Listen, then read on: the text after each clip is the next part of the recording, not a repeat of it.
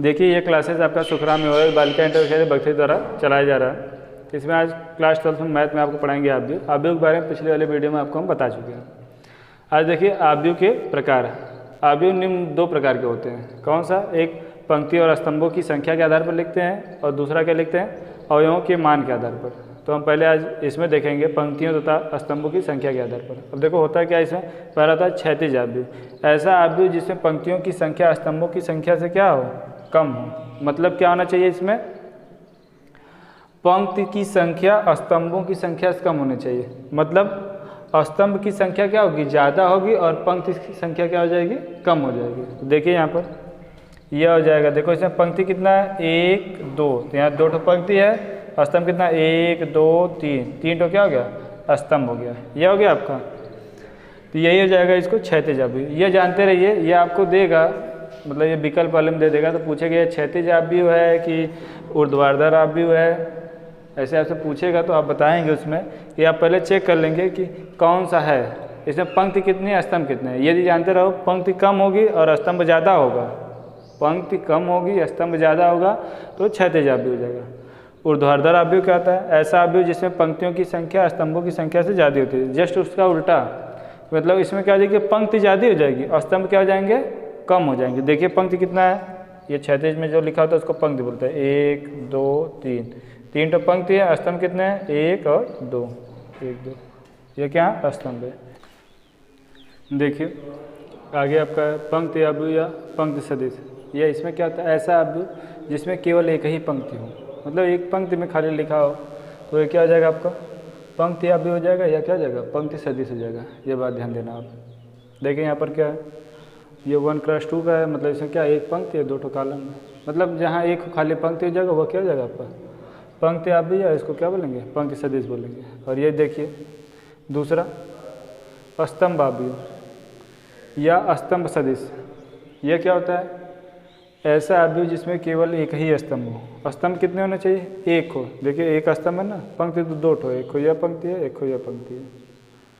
पंक्ति 2, स्तंभ क्या है? 1 है। ऐसे आव्यूह को हम क्या बोलेंगे? स्तंभ सदिश बोलेंगे या क्या बोलेंगे? स्तंभ आव्यूह बोलेंगे। दूसरा देखिए ये आपका दिया गया आयताकार आव्यूह। ऐसा आव्यूह जो क्षैतिज या ऊर्ध्वाधर हो। मतलब जो आप अभी ऊपर पढ़े हैं, क्षैतिज या ऊर्ध्वाधर जो भी आव्यूह होगा वो किसके अंतर्गत आएगा? वह आयताकार आव्यूह के ही अंतर्गत आएगा। ये बात ध्यान दें। देखिए इसका एक लिए उदाहरण, तो इसमें क्या है? 2x3 का है। तो ये मतलब क्या है? आयताकार आव्यूह। आयताकार आव्यूह आप कैसे पहचानेंगे कि जो क्षैतिज आव्यूह होगा और जो ऊर्ध्वाधर आव्यूह होगा वही क्या हो जाएगा? आयताकार आव्यूह। अभी बताया ना क्षैतिज आव्यूह में क्या होता है आपका? उसमें पंक्ति स्तंभ बराबर बराबर नहीं होंगे। तो ये जानते रहना। अब देखिए वर्ग आव्यूह। यह क्या होता है? ऐसा आव्यूह जिसमें पंक्तियों तथा स्तंभों की संख्या क्या हो? समान हो। अब जहाँ पर देख लेना कि पंक्ति और स्तंभ समान है, और सीधा सा क्या है? वर्ग आव्यूह। जैसे यहाँ पर लिखा है ना, यहाँ पर देखो 2 ठो पंक्ति है, 2 ठो क्या है? कॉलम है। मतलब वहाँ पर यम और यन क्या हो जाएंगे? इक्वल होंगे। यम और यन क्या हो जाएंगे? बराबर हो जाएंगे। तो वहाँ पर क्या हो जाएगा आपका? वर्ग आव्यूह होगा। चलिए देखिए अवयवों के मान के आधार पर। अब वहाँ पर बता दें आपको पंक्ति और स्तंभों की संख्या के आधार पर बताना था आव्यूह कौन सा है, आप पढ़े हो।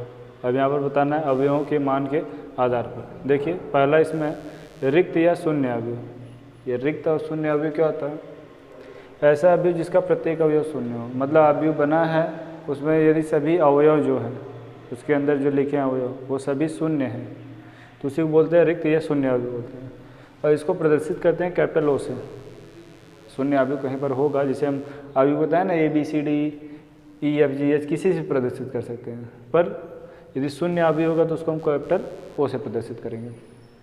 देखिए O बराबर है ये 0 0 0, मतलब 2x2 का है, तो इसको बोलेंगे शून्य या रिक्त आव्यूह बोलेंगे।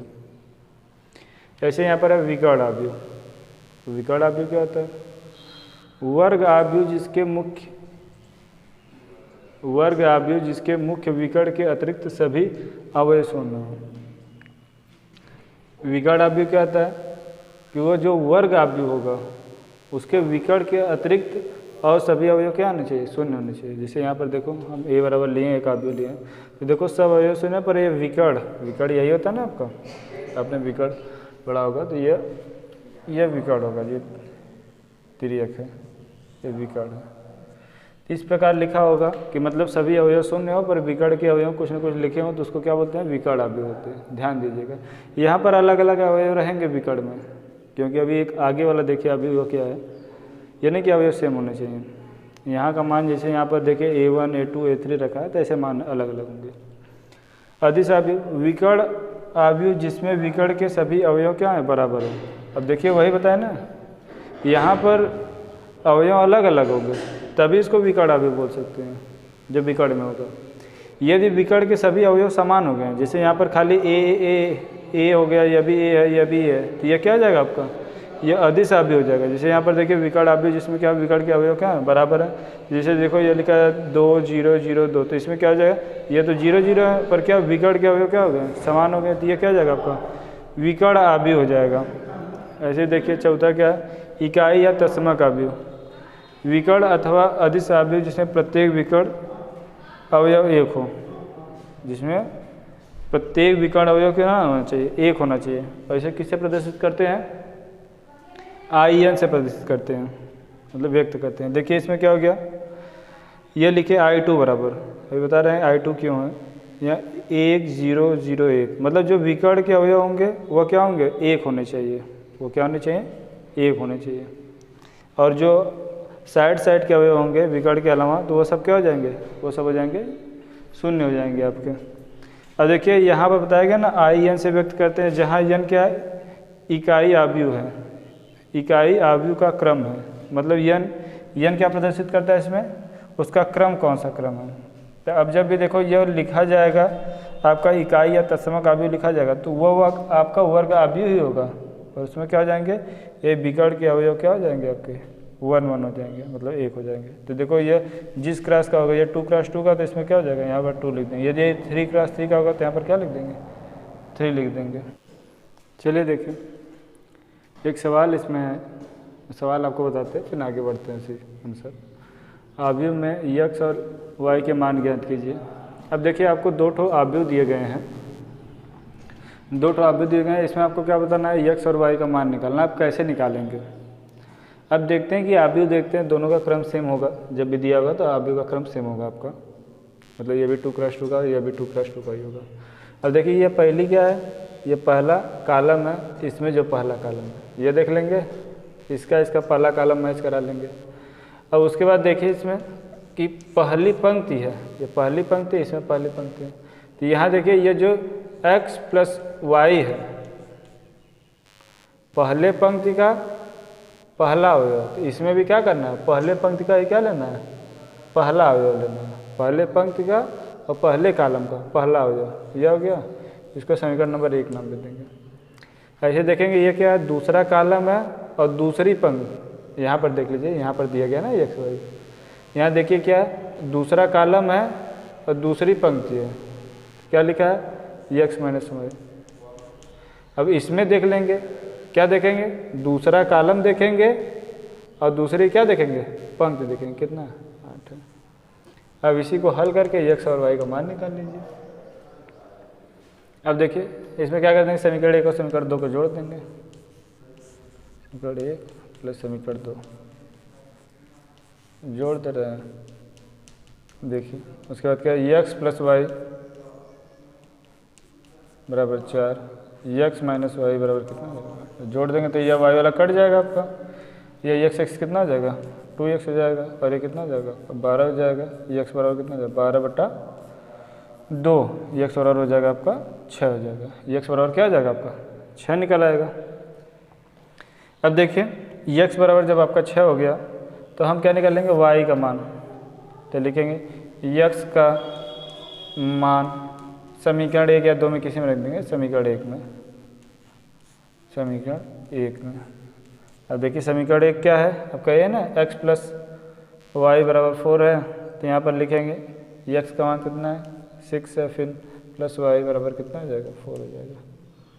इसको उधर पक्षांतर कर देते हैं तो ये चला जाएगा, तो ये जाएगा 4 हो जाएगा, ये इधर जाएगा माइनस हो जाएगा, आपको -6 हो जाएगा, ये घट जाएगा, कितना घट के आ जाएगा आपका -2 आ जाएगा। तो ये x बराबर कितना आ गया आपका, ये x बराबर 6 हो गया, y बराबर क्या हो जाएगा आपका -2। तो आपको अवयव के पहले प्रश्नावली में आपको इसी प्रकार की सवाल मिलेगी। उसमें आपको मिलेगा क्रम या कोटि बताना होगा। फिर इसके बाद आपको आव्यूह निर्माण होगा, हम पिछले वाले वीडियो में आपको बताए थे। तो यही आपका पहले प्रश्नावली में सवाल है। यह क्या होता है? अब देखिए संकलन या योग मतलब जोड़ना होगा अवयवों को। दो तो अवयव होंगे, उसको जोड़ते हैं कैसे? उसमें एक चीज़ यह भी बात ध्यान रखते हैं कि दोनों अवयवों का क्रम क्या होना चाहिए? एक ही होना चाहिए। ये नहीं कि एक 2x2 का हो गया, एक 3x3 का हो गया, या 2x3 का हो गया, नहीं, या 2x3 का हो गया, ऐसा नहीं। क्रम जो होना चाहिए दोनों का एक ही होना चाहिए। जैसे हम लेते हैं, जैसे में एक अवयव ले लिए ए, इसमें मान लिया 2 3 4 5 ले लिए, और दूसरे में ले लिए बी वाले में क्या ले लिए 3 7 -2 5 ये ले लिए। अब इनको क्या करना है? इन दोनों को जोड़ना है, मतलब हमको क्या निकालना है? a+b निकालना है। क्या निकालना है? a+b निकालना है। अब देखिए क्या करेंगे, ये अवयव लिख लेंगे। क्या हो जाएगा? 2 3 4 5 प्लस ऐसे लिख ले 3 7 -2 5, इस प्रकार लिख लिया। अब क्या कर देंगे? अब यही ध्यान देना है, जोड़ते समय हमको ध्यान देना है, पहला कॉलम इसमें कर लेंगे, पहला कॉलम इसमें कर लेंगे, आपस में जोड़ देंगे।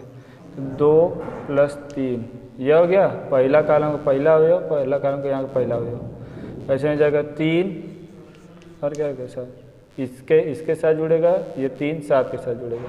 वैसे 4, ये इसमें क्या जुड़ जाएगा? -2, क्योंकि यह दूसरा कॉलम है, दूसरे कॉलम के साथ जुड़ेगा। यह बात ध्यान देना है। फिर ऐसे पंक्ति के अनुसार इसमें नहीं जोड़ा जाता है, कॉलम के अनुसार जोड़ा जाता है। ऐसे 5 इस 5 से जुड़ेगा। अब देखिए यह हो जाएगा आपका, यह हो जाएगा 5 हो जाएगा, यह हो जाएगा 10 हो जाएगा, यह प्लस माइनस में कि माइनस हो जाएगा। 4 में से -2 घटे कितना हो जाएगा? 2 हो जाएगा, और यहाँ पर भी क्या हो जाएगा? 10 हो जाएगा। तो ऐसे करते हैं। अब देखिए जो यही आप पढ़ रहे हैं अवयवों का संकलन। अब देखिए अवयव संकलन के गुणधर्म क्या होते हैं, इसके गुणधर्म यहीं पर हम बता देते हैं आपके। देखो जो हमारा a+b, इसमें आपको आप पिछली कक्षाओं में पढ़े होंगे कि क्रम विनिमय नियम, साहचर्य नियम, ये सब होता क्या है। तो वो आपका वहाँ पर गुणे में लगता था, जोड़ में लगता था, तो यहाँ अवयव में भी लगता है। तो आपको ये चेक करके बताना होगा कि इसमें क्रम विनिमय नियम का पालन होता है कि नहीं। तो जैसे हम a+b निकाल दें, जैसे क्रम विनिमय नियम होता क्या है? क्रम विनिमय नियम ये होता क्या? इसमें क्रम का अदली बदला होता है। जैसे देखो हम क्या लिए, 2, अभी हम संख्या लेके होता है, 2 + 3 जोड़ते 5 हो जाए, और 3 + 2 जोड़े, तभी भी क्या हो जाएगा आपका? तो बराबर है कि नहीं? तो ऐसे बताते हैं कि योग में क्या होता है, संकलन में या योग में क्रम विनिमय नियम का पालन होता है। ये तो संख्या लेके दिखाए थे, जब अवयव लेंगे तब क्या हो जाएगा? तो देखो हम यहीं पर लिए थे अभी इसी की जगह, इसका a+b निकालें, हम b+a निकालते हैं, देखते हैं यही चीज़ आता है। तब देखिए करिए आप, वही अवयव रहेगा। उदाहरण के लिए समझाना चाहते हैं b+a। इसमें क्या करिए, पहले b वाला लिख दीजिए। b वाला कितना है? 3 है, 7 है, माइनस यहाँ -2 है, फिर क्या है? 5 है, यह हो गया। फिर प्लस a वाला क्या हो जाएगा आपका? a वाला ले लेते हैं हम, यह हो जाएगा 2 हो जाएगा, 3 हो जाएगा, और 4 हो जाएगा, और क्या हो जाएगा आपका? 5 हो जाएगा। यह ध्यान दीजिएगा यहाँ पर, यह हो गया आपका। अब देखिए यहाँ पर यह b+a, इसमें निकालते हैं तो क्या हो जाएगा आपका? ये जुड़ेगा 3 और 2 एक साथ, 7 और 3, 7 और 3, फिर ये जोड़ देंगे कितना? -2, और फिर क्या है? 4, फिर क्या जोड़ते हैं आप? जोड़ दे 3 और क्या जोड़ देते हैं? नहीं, ये 5 और 5 जोड़ देते हैं, यही है ना? 5 और 5 ये जोड़ दीजिए। देखिए जोड़ देंगे क्या हो जाता है? ये 5 हो जाएगा, ये कितना हो जाएगा? 10 हो जाएगा, ये कितना हो जाएगा? 2 हो जाएगा, ये क्या 10 हो जाता है। हो गया। अब देखिए आपका a+b जोड़ें तभी भी आया है इतना, यही सब आया है, और b+a जोड़ें तभी भी। तो यही बताएंगे कि अवयव संकलन में जो होता है क्रम विनिमय नियम का पालन होता है। जो अवयव का जोड़ है उसमें क्या होता है? क्रम विनिमय नियम का पालन होता है। मतलब a+b बराबर क्या हो जाएगा? b+a हो जाएगा।